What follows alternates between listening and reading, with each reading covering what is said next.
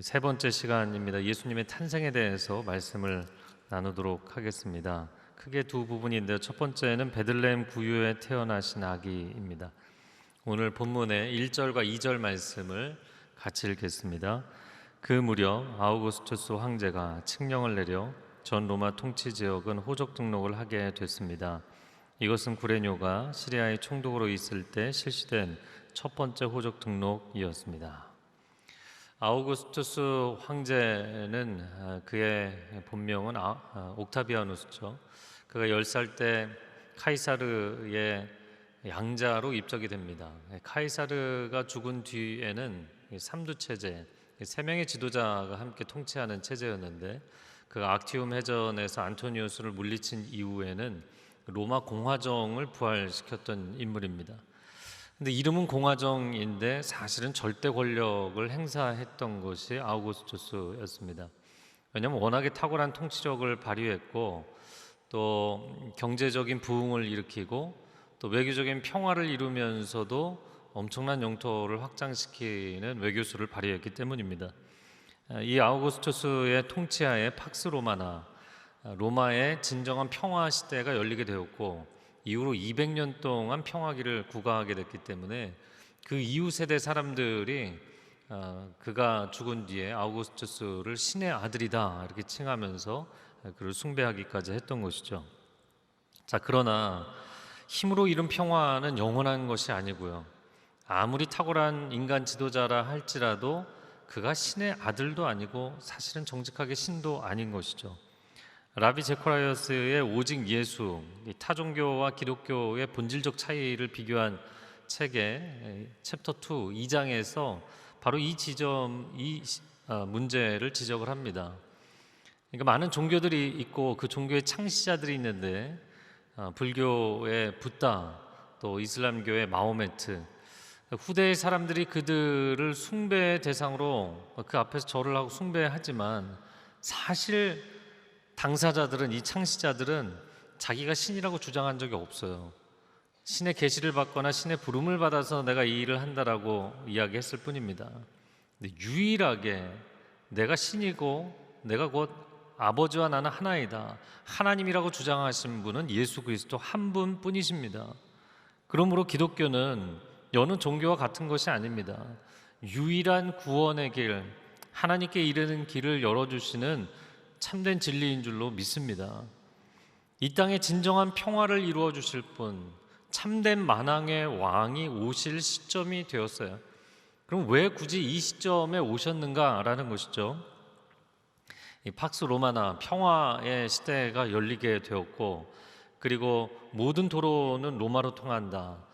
그래서 교통, 통신이 너무나 잘 열리게 되었고, 또 헬라어가 공용어가 되어서 말하자면 오늘날 시대로 이야기를 하면 온 오프라인 모든 영역에서 자유롭게 소통의 장이 열리게 된, 복음이 전파되기에 최적화된 시기, 진정한 의미의 세계화가 시작된 시기에 예수님이 오신 것입니다. 그러니까 최고의 황제 아우구스투스도 또 그가 내린 칙령을 실행했던 구레뇨라는 시리아 총독도 조연 역할을 한 거예요. 세상 역사에서 보면 이들이 주연인 것 같지만 이들이 이렇게 열심히 일을 해놔서 그분이 오신 거예요. 진짜 왕이 오실 길이 평탄대로가 될 수 있도록 레드카페트를 깔아놓고 기다리는 역할을 했던 사람들입니다. 그러므로 세속사 한 중심에서 구속사의 일을 이루시는 하나님을 찬양합니다. 하나님은 가장 중요한 일을 이루시는 것이죠. 자, 이어지는 3절에서 5절 말씀해 보면 유대 땅도 로마 통치 아래 있었기 때문에 모든 유대인들도 호족 등록을 위해서 각기 고향으로 갔다 이야기합니다.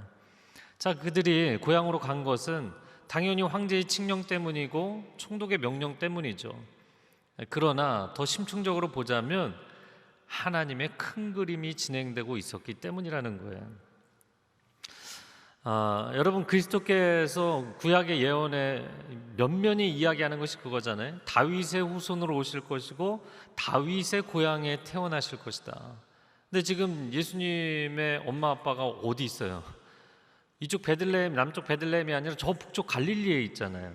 그러니까 하나님께서 전체 판을 다 움직이시고 전체 인구가 다 이동하게 하셔서 결국에는 이 모든 사람들이 아기 예수가 태어나는데 돕는 조연 역할들을 하게 만드신 거예요. 그러므로 요셉과 마리아의 이동을 보면서 우리가 고백할 것이 있습니다. 하나님의 사람들은 하나님의 섭리 가운데 인도하심을 받는 줄로 믿습니다.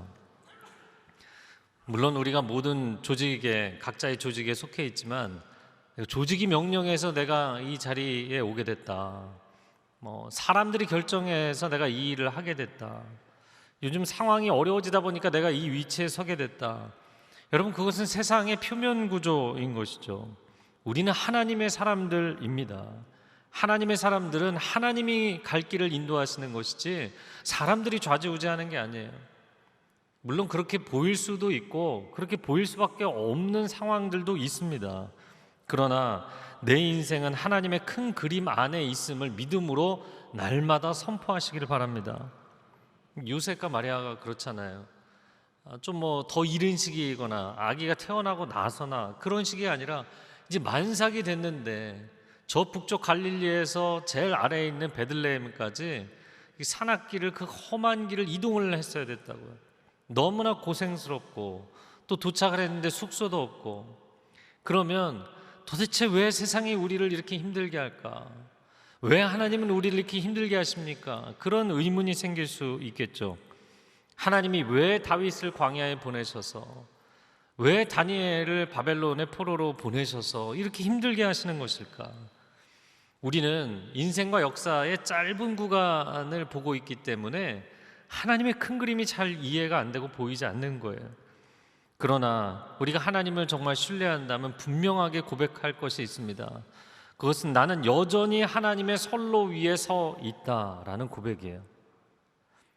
우리가 하나님 부르심 받고 가다가 인생이 고난의 길에 들어서면 이게 부르심이 아니었나? 아니면 내가 부르심의 길을 가다가 선로를 이탈했나? 이런 생각들을 굉장히 많이 해요. 아니요, 하나님의 부르심을 받아서 그 길을 가는 하나님의 사람들은 여전히 하나님의 인도하심 가운데 있는 줄로 믿습니다. 그리고 하나님은 반드시 하나님의 그 큰 그림을 완성하실 것입니다. 자, 7절 말씀을 같이 읽어볼까요? 시작. 마리아는 첫 아들을 낳고는 아기를 천으로 싸서 구유에 눕혔습니다. 여관에는 그들이 들어갈 빈방이 없었기 때문입니다. 자, 마리아가 고향 베들레헴에 가서 아기를 낳아서 구유에 누였다. 그런데 당시에 좀 시대적인 문화나 상황을, 생활 습성을 좀 이해해야만 정확하게 볼 수 있는 구절입니다. 왜 구유에 누였는가? 여관에 방이 없었기 때문이다, 이렇게 표현되어 있어요. 여관, 여행객들이 머무는 숙소잖아요. 근데 이 여관이라는 게 단어가 여관이라고 돼 있지만 우리가 생각하는 오늘날의 숙박시설이 아닙니다. 일반 집에 있는 여행객들을 환영할 때 맞이하는 사랑채나 별채 같은 개념이에요. 그게 다 동이 났다는 거예요. 그러니까 이미 베들레헴에 발빠른 여행객들이 와서 작은 마을이니까 각 집의 별채들이 다 이미 사람들로 다 차버린 거예요. 여러분 생각해 보십시오. 임신 중이었던 마리아 일행이 빨리 올 수 있었겠어요? 아마 가장 느리게 늦은 그룹이 아니었겠나 싶습니다. 그러니까 특별히 맞이해주는 이도 없고 숙소도 이미 다 동이 난 것이죠.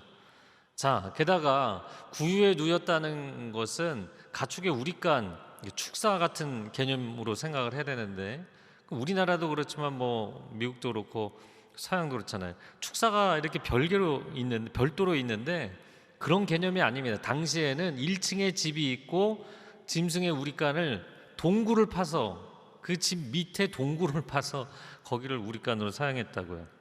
그러니까 가정집의 지하에 가축 우리로 사용하는 동굴에서 머무시게 된 거예요. 그리고 그곳에 아기를 낳아서 구유에 아기를 누였다라는 것입니다.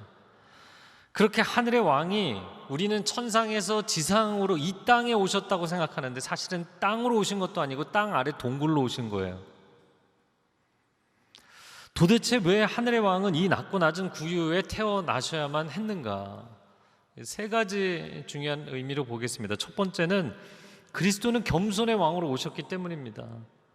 빌립보서 2장 8절 같이 읽어볼까요? 사람의 모양으로 나타나사 자기를 낮추시고. 여러분, 겸손이라는 표현이 인간에게는 당연한 것 아니겠습니까? 피조물로서 창조주 앞에서 인간은 당연히 겸손해야 되는 거예요. 근데 제가 이 설교를 준비하면서 근데 하나님이 겸손하시다? 도대체 하나님의 겸손은 무슨 개념이지? 여러분, 하나님의 겸손은 사랑의 진정성 때문에 인간과 눈높이를 맞춰주시는 겸손인 거예요. 그분은 만유의 주이시고 만물의 주관자이시잖아요. 그러므로 우리와 교제하시겠다고 창조를 하신 사건, 그 창조도 그분의 겸손 때문입니다. 이 땅에 구주가 탄생하신 것도 십자가의 구속의 사건도 다 그분의 겸손 때문입니다. 죄 많은 인간들을 구원하셔서 하나님의 영원한 세계로 인도하시는 천국도 그분의 겸손의 표현인 것이에요. 여러분, 하나님이 만약에 겸손하지 않으셨다면, 전능자 하나님께서 겸손하지 않으셨다면 인간을 만들고 인간의 친구가 되어주시고 우리에게 사랑을 구애하시고 이런 일들은 아예 시작되지 않았을 것입니다. 만약에 하늘 보좌에 앉으신 그리스도께서 겸손하지 않으셨다면 우리가 가정에서 경험하는 것처럼 인간 아들, 딸들처럼 부모 말에 순종하기 힘들어했다면 십자가 구원이라는 것은 계획하기도 어렵고 이루어지기도 어려운 사건이었을 것입니다. 거룩의 영 성령께서 만약에 겸손하지 않으셨다면 우리가 하나님의 아들, 딸, 자녀가 되기는 했지만 여전히 우리 안에 죄악의 쓴뿌리가 있잖아요. 그럼에도 불구하고 성령께서 각 사람에게 임재하시는 이 사건은 일어날 수 없는 사건이었던 것이에요. 하늘의 왕은 겸손의 왕이십니다. 저를 한번 따라해보세요. 하나님은 겸손한 왕이십니다. 이건 놀라운 일인 거예요. 그런데 정반대로 사탄을 비롯해서 교만한 자들은 도대체 무슨 근거로 교만한가? 사실은 그들은 뭔가를 가지고 있어서 교만한 게 아니라 가지지 못했기 때문에 교만한 거예요. 여러분, 세상에 교만한 사람들, 갑질하는 사람들, 우리 안에도 일부분은 교만의 영역들이 있잖아요. 그럼 사람이 왜 교만하다고 스스로 생각하냐면 내가 저 사람보다 가진 게 있기 때문이라고 생각해요. 그게 물질이 됐든 지식이 됐든 건강이 됐든 지위가 됐든 뭐가 됐든 간에. 그런데 성경은 그가 교만한 것은 가지지 못했기 때문에 교만한 것이라고 통찰하신다고요. 그럼 뭘 가지지 못했는가? 존재의 본질을 가지지 못한 거예요. 여러분, 하나님께서 만드신 모든 존재의 본질, 가장 중요한 핵심은 사랑입니다. 근데 그 인간성 안에 가장 중요한 본질인 사랑의 진정성이 없으면 교만에 빠지게 된다는 거예요. 하나님이 겸손하실 수 있는 것은 그분은 본질을 갖고 계시기 때문이에요. 존재의 본질, 사랑의 진정성을 갖고 계시기 때문에 겸손하실 수 있는 분. 우리가 일반적으로도 그런 이야기 하잖아요. 진짜 무술 고수는 겸손하죠. 막 휘두르지 않아요. 진정한 학자는 겸손합니다. 진정한 지도자는 겸손합니다. 왜냐하면 그것이 하나님이 만드신 존재의 원리이기 때문이에요. 두 번째, 그리스도께서 이 낮은 구유에 오신 것은 자맹하여 오셨기 때문이에요. 만약에 그분이 팡파루를 울리고 천군 천사를 대동해서 태어나셨다면 33년도 못 가실 뿐만 아니라 시작조차 하기 어려우셨을 거예요. 시골 마을의 아기로 태어나셨는데도 마태복음 2장에 보면 헤롯 대왕이 그 아기를 죽이겠다고 2살 미만의 어린 아이들을 학살하는 끔찍한 죄를 저지르지 않습니까? 최근에도 제가 한 분에게 성경 말씀에 대해 가르쳐드리면서 신의 언어가 인간의 언어를 입은 것은 왕의 미복 자맹입니다. 미천한 복장을 입고 은밀하게 우리 가운데 오신 것이다. 우리는 성경을 보면서 사람들이 필사하면서 생긴 조금의 오류라든지 문법적인 거라든지 표현이 이상하다거나 아니면 왜 하나님이 이렇게 하시느냐 많은 비난을 하고 오해를 하잖아요. 근데 하나님께서 그런 비난과 오해를 받으실 각오를 하시면서 인간의 언어 수준으로 다가오신 거예요.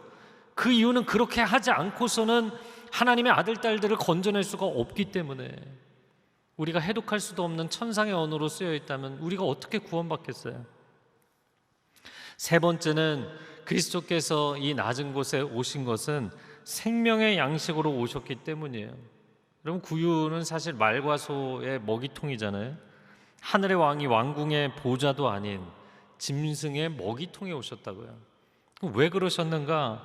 요한복음 6장 51절 같이 읽겠습니다. 나는 하늘에서 내려온 살아있는 떡이니 사람이 이 떡을 먹으면 영생하리라. 내가 줄 떡은 곧 세상의 생명을 위한 내 살이니라. 당신의 살을 우리에게 생명의 양식으로, 당신의 피를 우리에게 생명의 음료로 내어주시는 놀라운, 우리가 상상할 수 없는. 그래서 저는 이 부분을 구유라는 가축의 먹이통에 오신 주님, 그리고 그분의 살과 피를 우리에게 양식으로 음료로 주러 오신 주님, 만약에 그것이 필요했다면 예수님 태어나셔서 사람의 식탁 위에라도 누우셨을 것 같아요.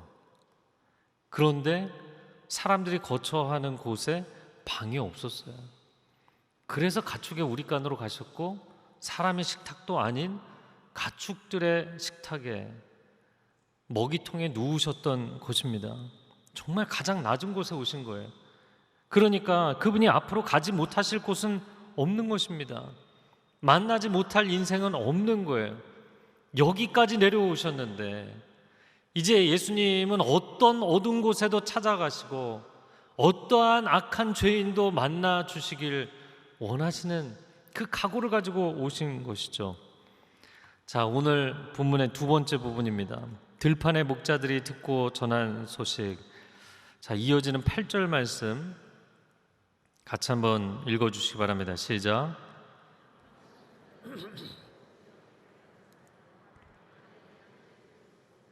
네, 빈들에서 양떼를 치고 있는 목자들. 근데 천사들이 나타나서 두려워하는 그들에게 두려워하지 마라. 10절에 보면 두려워하지 마라 이야기합니다. 저는 혼자 성경 보면서 이렇게 좀 상상을 많이 하는데, 상상하면서 저 혼자 너무 재밌었어요. 성경에 천사들이 꼭 나타나갖고요, 두렵게 만들어 놓고 두려워하지 말래요. 놀라게 해놓고 놀라지 말래요. 마리아한테도 그랬고, 뭐 사가랴도 그렇고, 기드온도 그렇고, 뭐 다 마찬가지입니다. 그러면 뭐 천사들이 우리를 놀리는 것이냐? 그런 건 아니죠. 마치 이런 것입니다. 여러분이 뭐 사랑하는 사람에게 서프라이즈 선물을 준비를 했어요. 근데 너무 깜짝 놀란 거예요. 놀랬어? 놀래지 마. 내가 진짜 좋은 선물을 주려고 하는 거야. 이런 뉘앙스로 우리에게 말씀하시는 거죠. 자, 그럼 어떤 좋은 선물을 주시는 것인가? 10절과 11절 말씀 같이 읽겠습니다. 시작. 천사가 말했습니다. 두려워하지 마라. 보아라, 내가 모든 백성에게 큰 기쁨이 될 좋은 소식을 너희에게 알려준다. 오늘 구주이신 주 그리스도가 다윗의 동네에서 태어나셨다. 여러분, 10절에 모든 백성에게 큰 기쁨이 될 좋은 소식 밑줄을 그으시고요, 11절에 구주이신 주 그리스도 밑줄을 그으시겠어요? 그러니까 이 가장 좋은 소식이라는 것은 천상의 그리스도가 지상의 예수로 오셨다는 거예요. 구주이신 주라고 표현했는데 만유의 주 되신 그분께서 죄인들을 건지기 위해 구원자, 구주로 오셨다. 우리가 들을 수 있는 소식 가운데 가장 놀라운 소식, 가장 기쁜 소식이라는 것입니다. 게다가 이 소식은 10절 말씀에 여러분 밑줄 그은 모든 백성에게 이렇게 돼 있잖아요. 그러니까 누구든 받아들이기만 하면 누릴 수 있는 소식으로 오셨다는 거예요. 사도행전 2장 21절 말씀 같이 읽어볼까요? 누구든지 주의 이름을 부르는 자는 구원을 받으리라. 할렐루야. 누구든지 구원받을 수 있다는 소식. 어떤 죄를 지었을지라도 그 죄가 용서받을 수 있다는 소식. 죄책감에 사로잡혀 살고 있는 사람일지라도 이제는 당신의 그 죄책감에서 자유로움을 얻을 수 있다는 소식. 더 나아가서 여러분, 때로는 가족도 용서해 주지 않을 때 있잖아요. 가장 친한 친구도 용서해 주지 않을 때 있잖아요. 사회가, 시대가, 내가 속해 있는 공동체가 나를 비난하고 손가락질하며 용서해 주지 않을 때도 있잖아요. 심지어 나 자신이 나를 용서할 수 없을 때도 있잖아요. 그럴 때라도 의인과 죄인, 선과 악, 생명과 사망, 천국과 지옥의 최종 결정권자이신 그분이 나를 용서해 주신다는 소식. 할렐루야. 그러면 이거는 뭐 다 해결되는 거예요. 다 해결되는 것입니다. 자, 그런데 이 놀라운 소식을 왜 목자들에게 전했느냐라는 것이죠. 여러분, 복음은 누구든 받아들일 수 있는 소식이었습니다. 근데 문제는 누구도 받아들이려고 하지 않는 소식이었어요. 그럼 왜 그랬을까? 요한복음 1장 11절 말씀처럼 자기 백성에게 오셨는데 자기 백성조차 영접하지 않았다. 인간은 자신이 뭔가를 아직 자기가 가용할 수 있는 그 리소스가 뭔가가 자기에게 남아있다고 생각하면 끝까지 하나님께 돌아오지 않아요. 그게 권력이 됐든 물질이 됐든 지식이 됐든 뭐가 됐든 간에 자기 힘으로 자력 구원을 하려고 자기 스스로를 건져보겠다고 몸부림을 칩니다. 인간이여 스스로의 한계를 속히 인정하라. 그래야만 구원의 길이 열리게 돼 있어요. 물에 빠져 들어가면서 지금 막 숨이 넘어가는 사람이 내가 알아서 해보겠다고. 여러분, 내가 알아서 할 수 없는 상황이잖아요. 적어도 병이 있는 사람이라면 환자라는 걸 인정해야만, 의사를 찾아가야만 치료가 시작되는 것입니다. 우리가 우리의 한계를 인정해야만. 지금 이 코로나 상황 가운데서도 열국의 지도자들 그리고 담당자들 모든 사람들이 인간의 한계와 인간의 악함을 하나님 앞에 인정하면 하나님께서 우리를 긍휼히 여겨주실 줄로 믿습니다. 여러분, 생각해 보세요. 온 인류를 구원하실 구주가 태어나셨다는 이 소식을 당시에 가장 천대받던, 그래서 너무나 더럽고 불결한 존재이기 때문에 성 안에 들어오는 것조차 사람들이 거부했던 목자들에게 이 소식이 가장 먼저 전해졌다는 거예요. 그리고 마태복음 2장에 보면 동방박사들에게 이 소식이 전해져서 증거했잖아요. 근데 이 동방박사, 말이 좋아서 박사지 영어로는 이제 매기라고 번역이 되어 있는데 매지션입니다. 별을 보고 점성술을 하는 사람들이라고요. 이방인들입니다. 그러니까 당시 유대 사회에서도 최하층민이었던 목자들의 증언, 또 이방 나라의 점성술사들의 증언이 과연 사람들에게 얼마나 어필을 했을까, 얼마나 신뢰성을 주는 증언이었을까. 오히려 그 사회에서 존경받는 덕망 있는 종교 지도자들, 대제사장이나 율법학자나 왕이나 사회 지도층 인사들에게 전했다면 그들이 여러분 구주가 오셨습니다 하면 사람들이 믿지 않았겠어요? 그런데 우리가 사복음서 스토리를 잘 아는 것처럼 정반대로 하나님은 일하셨어요. 왜 그랬을까요? 오늘날 우리의 상황으로 비유하자면 이런 것입니다. 여러분, 코로나 백신이 개발됐어요. 그러면 누구에게 가장 먼저 이 소식을 전해야 되나요? 당연히 전문가 그룹 아니겠어요? 각국의 방역 당국이나 의료기관, 최고 의료기관들에게 이 소식을 전해야 되겠죠. 그래서 그들이 여러분 이 백신을 신뢰하고 맞으시면 됩니다. 그러면 누구나 구원받을 수 있습니다. 그래야 사람들이 믿지 않겠어요? 그런데 놀랍게도 여러분, 구원자가 오셨는데 구원을 가장 갈망한다고 이야기했던 유대인들이 바로 그 구원자를, 우리의 생명을 살릴 수 있는 그분을 가장 거부하고 가장 미워했어요. 이유는 정치적인 이유들이었어요. 이유는 누가 더 이권을 갖고 누가 더 주도권을 갖느냐의 문제였어요. 여러분, 지금 이 질병을 해결해 가는 시초에 아직 시작점에 있는데도 나라들마다 지역들마다 난리잖아요. 누가 주도권을 갖느냐, 누가 더 패권을 쥐느냐를 가지고 여러분, 백신이 개발되고 치료제가 개발돼도 정치적인 알력과 갈등으로 많은 어려움이 생길 가능성이 여전히 있는 것이죠. 그것이 인간의 모습이에요. 인간의 더럽고 추한 있는 그들의 모습 아닙니까? 완벽하고 완전한 백신이 나왔는데 그것을 방역당국과 의료기관이 거부해버린 것입니다. 어떻게 이런 일이 일어날 수가 있는가? 그러나 감사하게도 하나님은 내가 구원의 백신을 줬는데 도대체 너희가 이걸 안 받아들이면 어떡하냐, 그걸 포기하지 않으셨다는 거예요. 여러분, 우리가 사회학에서 위로부터의 접근, 아래로부터의 접근 이런 이야기를 하잖아요.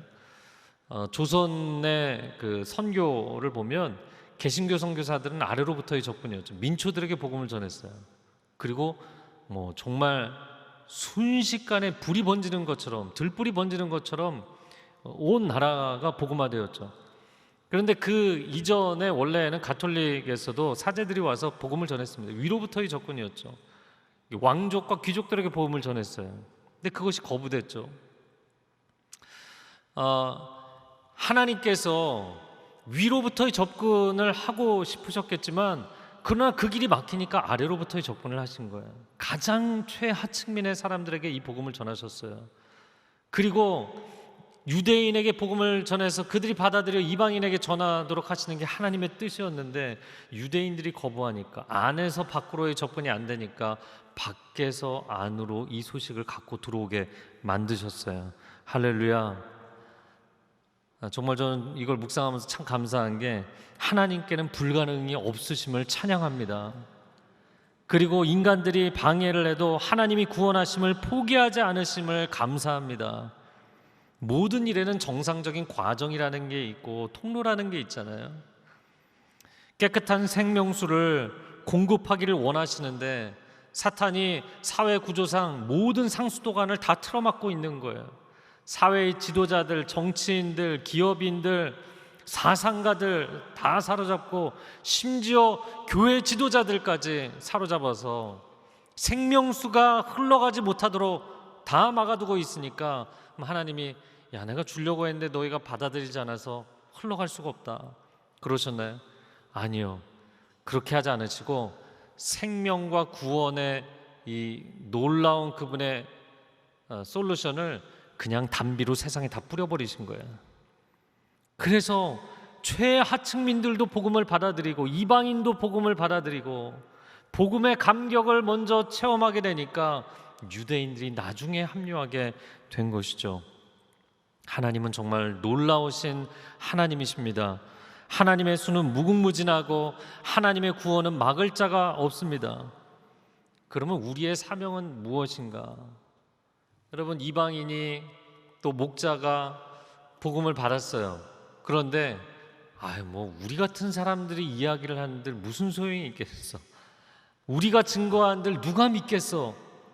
그렇게 얘기하지 않았다는 거예요. 그들은 자신의 상황, 자신의 처지를 생각한 게 아니라 이 놀라운 소식은 반드시 전해야 된다고 생각했던 거예요. 여러분, 우리도 마찬가지입니다. 하나님은 목자를 들어 쓰셨고 이방인을 들어 쓰셨습니다. 가장 놀라운 복음의 소식을 증거하게 하셨다고요. 시편 8편에 보면 어린아이와 젖먹이의 입술을 들어서 대적과 원수들의 입을 잠잠케 하시는 하나님이시다. 어린 목동 다윗을 들어서 골리앗을 잠잠케 하신 하나님을 찬양합니다. 포로 소수민족이었던 에스더를 들어서 페르시아의 최고의 지도자들을 잠잠케 하신 하나님을 찬양합니다. 저를 한번 따라해보세요. 하나님은 반전의 대가이십니다. 하나님 반전의 대가세요. 복음이라는 것 자체가 반전의 스토리입니다. 이건 도저히 있을 수 없는 완전히 세상을 뒤집는 이야기라고요. 제가 이 본문을 계속 읽다가 그런 생각을 했어요. 그 당시에 콧대 높은 유대인들 입장에서는 빈들의 냄새나는 목자들, 아무도 주목하지 않는 최하층민의 불결하다고 여겨졌던 목자들에게 이 소식이 전해지고 그들이 이 복음의 소식을 전했다? 아마 코웃음 쳤을 겁니다. 그러나 그 유대인들도 부인할 수 없는 역사적 사실이 있죠. 아까 퀴즈 굉장히 재밌어 하시던데 저도 3가지 굉장히 쉬운 퀴즈를 내드릴게요. 첫 번째, 유대인들이 그렇게 존경에 맞지 않는 믿음의 조상 아브라함의 직업이 무엇이었나요? 목자였습니다. 목자. 역사상 최고의 왕으로 여기는 선망하는 다윗의 원래 직업이 무엇이었습니까? 목동이었어요. 목자였다고요. 그들이 삶과 신앙의 초석으로 여기는 율법을 그들에게 제시해준 모세가 미디안 광야에서 40년 동안 무슨 일을 했습니까? 목자 일을 했어요. 여러분, 하나님께서 유리방황하는 유목민, 아주 정말 보잘것없는 그들을 들어서 은혜의 반전으로 거기까지 세워주셨는데, 이제는 교만해서 하나님이 또 다른 은혜의 반전의 역사를 이루시는 것을 알지도 못하고 깨닫지도 못하고 받아들이지도 않는 거예요. 우리가 신앙생활 오래 하면서 30년 50년 평생 하면서 내가 교회 안에서의 지위도 세상에서의 지위도 높아져서 하나님의 반전의 은혜를 해석할 수 있는 관점이 사라졌으면 여러분은 신앙의 본질을 잃어버린 거예요. 성공해야만, 지위가 높아야만, 영향력이 있어야만 하나님이 쓰시나요? 그럼 여러분은 복음의 본질을 상실한 거예요. 하나님은 가장 연약한 자를 들어서 가장 강한 자를 무력화시키고 부끄럽게 하시는 놀라운 반전의 하나님이세요. 왜 하나님이 약한 자를 들어쓰는 걸 좋아하시고, 때로 여러분 가정에서 요즘 코로나 때문에 온 가족이 집에 많이 계실 텐데, 아이들이 이상한 소리도 하지만 아이들이 정말 이렇게 폐부를 찌르는 하나님의 음성을 대언할 때가 있잖아요. 엄마 그렇게 하면 안 돼. 아빠 이렇게 해야 돼. 왜 어린아이들을 들어 쓰시나요? 왜 약자들을 들어 쓰시나요? 그렇게 해서 세상이 뒤집어지면 그것은 그 사람의 힘으로 한 게 아니라 하나님이 하셨다는 게 드러나기 때문이에요. 할렐루야. 여러분, 지금 고난의 길을 걷는 여러분의 삶을 하나님은 반드시 반전시키셔서 복음의 가장 훌륭한 증거자로 세우실 줄로 믿습니다. 그렇게 일하실 하나님을 신뢰하고 찬양하십시오. 이 시간 함께 기도하겠습니다.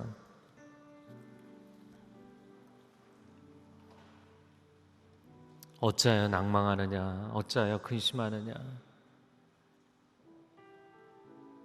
우리 모두가 지금 가장 어려운 고난의 시기를 지나가고 있지만 아직 하나님의 큰 그림이 끝난 것이 아닙니다. 하나님께서 인도하시는 여정이 아직 끝난 것이 아닙니다. 포기하지 마십시오. 절망하지 마십시오. 내가 하나님의 인도하심에서 떨어졌다고 생각하지 마십시오. 반드시 완성하실 것입니다. 반드시 완성하실 것입니다.